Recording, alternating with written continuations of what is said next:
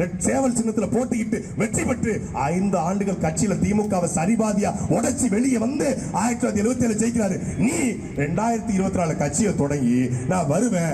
இந்த செந்தில் ஒரு படத்துல மலையை தூக்க போறாருவாங்க. எல்லாம் ஊரே திரண்டு நிற்கும். 10 ரூபா டோக்கனை போடுறாங்க வரிசையா. எப்பா எல்லாரும் வந்தாச்சாப்பா, ஒரு மலைச்சாமி வரலாம் முத்துசாமி வரலாம்னு சொல்லக்கூடாதுவாங்க.